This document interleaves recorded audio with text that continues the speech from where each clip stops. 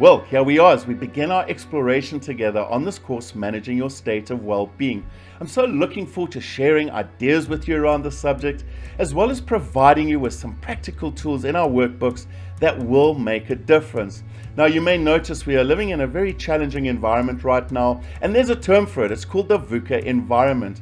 VUCA is acronym for volatility, uncertainty, complexity, and ambiguity. So, in your personal or professional life, you may notice the volatility. There's increasing rates of change. The waves of change are more intense, more frequent. And I'm sure you're finding it difficult at times to come up for air. And then there's uncertainty. There's less clarity about the future. We just don't really know what lies ahead. And then there's complexity. There's a multiplicity of decision factors that we have to take into account in terms of navigating the twists and turns of this VUCA environment. And finally, there's ambiguity. There may be no right answer in terms of how we get through these twists and turns. So I feel it's vital that we start paying attention to our well-being, considering the challenges that are out there. But first, let's understand, what is a healthy state of well-being all about? What do you hope to achieve as you work with it? Well, this is where we start to feel good about ourselves, regardless of the challenges we face. We are comfortable with who we are. We feel a sense of fulfillment, meaning, and purpose in our daily lives. We have good mental health. We stress less and we react less to the challenges out there. We have a healthy relationship with ourselves. We understand our emotional states and we're in a better position to manage them. And we also develop a semblance of control in our lives. We start to let go of what we can't control and we begin to manage what we can. And it does encompass joy and happiness.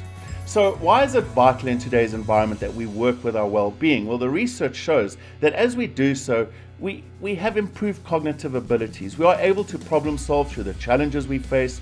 We have higher levels of personal energy to push through, especially when the going gets tough. And this leads to an improved quality of life under the current circumstances because we are putting our joy and happiness in our own hands. So let's look at what goes wrong. Well, this is when I start talking about the ego. We tend to always blame the ego for things, but the ego is not so bad. You'll see that later on in the course. But the ego instinctively looks to the environment for our happiness. We say to ourselves, I'll be happy or at peace when things fall into place, when there's less volatility, when there's more certainty, when I have that perfect job, when I have the good things in life.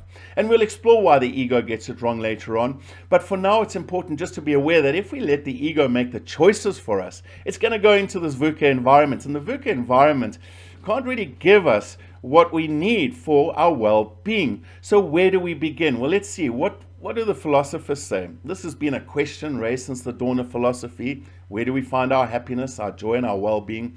Well, Aristotle had an idea that it was all about achieving our fullest potential. It was about self-actualization, a beingness rather than a doingness. So in other words, what philosophy was pointing towards was that our happiness, our joy, and our well-being is an inside job. So what do the modern day psychologists actually have to say about this? Well, positive psychology has done a lot of research and they affirm it is an inside job, that the philosophers were right. And whilst the environment does impact on our well-being, the majority of our long-term state of well-being is in our own hands. And it's about how we process the experiences from the environment that determines the health of our well-being. So how do we process the experiences from the environment? Well, it's through our subconscious mental filters and lenses, the blind spots. These are our attitudes, our perceptions, our unconscious thoughts and core beliefs, and our values. Now, we tend to lose our values in our attitudes and perceptions, so it does require awareness around our values, and we'll be working with this later on in the course. But these mental filters and lenses, they cloud or brighten our everyday experiences. In one moment we can be very happy and in another moment we can be very sad.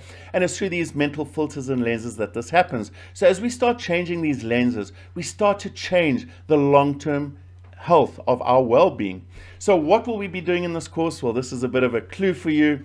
We're going to be working with these mental filters. We'll start working with self-awareness around our ego and our subconscious behavior that can really get in the way of our well-being. And then we'll start working with some practical tools around conscious living, where we raise the health of our well-being. So in short, we'll answer two big questions in this course. The one is, what gets in the way of my well-being? And the other one is, how can I consciously improve my well-being in this current environment? So as I finish off this topic, I leave you with a wonderful quote. Ego says, once everything falls into place, I'll feel peace. Spirit says, find your peace and everything will fall into place. And I feel that's the theme of this course. So I will see you in the next topic, and until then, take care and stay aware.